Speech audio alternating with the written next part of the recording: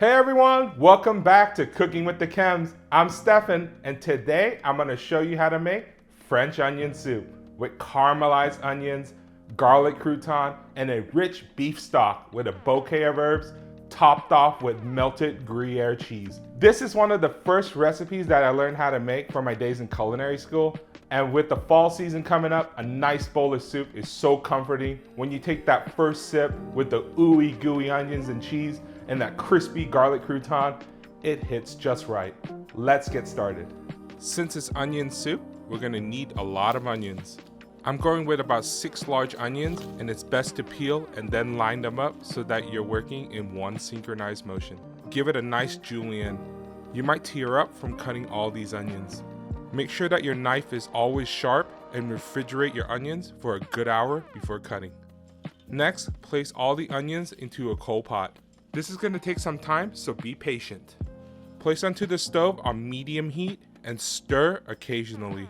If you start to see too much browning on the sides, just add a splash of water and continue to cook the onions out until they are golden brown and caramelized. Let's prepare the herb sachet. You will need cheesecloth. Add some whole garlic cloves, bay leaves, a couple sprigs of thyme, some whole peppercorns.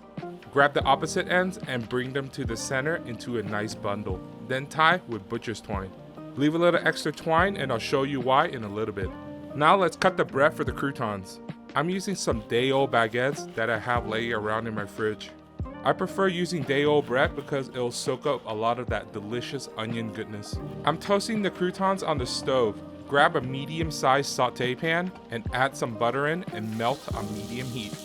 Once the butter has melted, season with some salt, add bread in, and some fresh cracked pepper.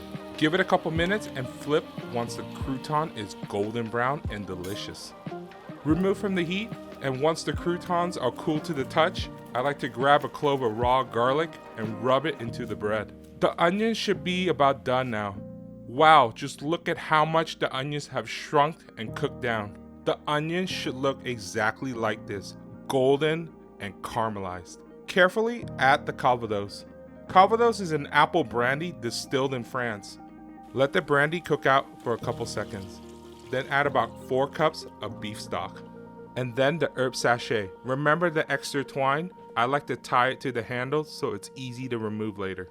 Reduce the heat to a medium-low and gently simmer for about another 30 minutes. This will allow the flavors to marry and come together. Remove the sachet and season with salt and pepper to taste. Time to assemble the onion soup. I am using a gratin bowl and I placed it on a sheet pan that's lined with aluminum foil. This is a large portion and you can certainly use smaller bowls. Fill until almost to the edge. Place the crouton on top and generously grate on Gruyere cheese. The more cheese, the better, and this is going under the broiler until the cheese is melted and a little brown.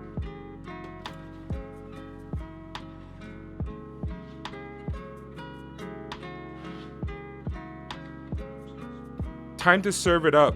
There's really nothing else you need for this dish except some fresh parsley for color and a nice glass of wine. The cheese is melted, creating a nice contrast in texture going into the crunchy crouton and that soup.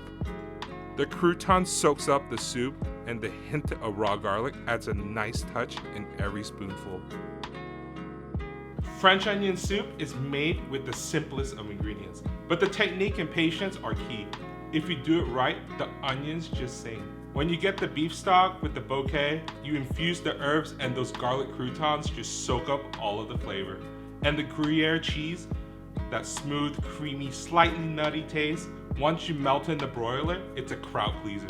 If you like this video, hit the thumbs up, share it, and subscribe for future recipes. Let us know in the comments below if you tried it and what dishes you'd like to see next. Follow us on Instagram and TikTok at Cooking Kems. And thank you for watching. We'll see you next time.